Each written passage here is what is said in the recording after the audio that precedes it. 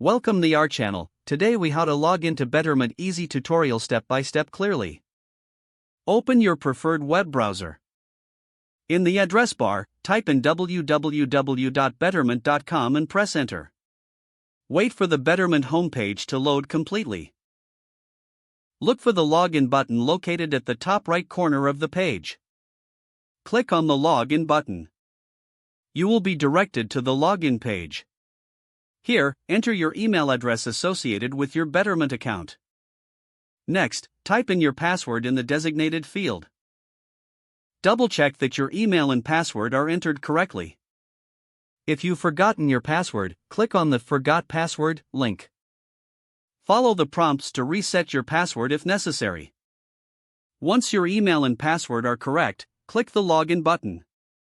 You may need to complete any two-factor authentication processes, if enabled. If prompted, enter the verification code sent to your phone or email. After verification, you will be logged into your Betterment account. Congratulations, you've successfully logged into Betterment. If the page does not load, refresh the browser or try again in a private or incognito window. Make sure you are using the correct email address, then retype it carefully to avoid small typos. If your password is not accepted, use the reset option and create a new strong password you can remember. Check your spam folder for verification or security emails, then complete any requested confirmation steps. Enable two-factor authentication if available to improve account security and reduce unauthorized access risk. After signing in, review your profile details so your contact information and settings are accurate and current. If you see an error message, note it down and try again after restarting your device and internet connection.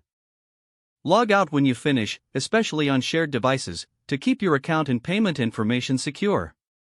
If the page does not load, refresh the browser or try again in a private or incognito window. Make sure you are using the correct email address, then retype it carefully to avoid small typos.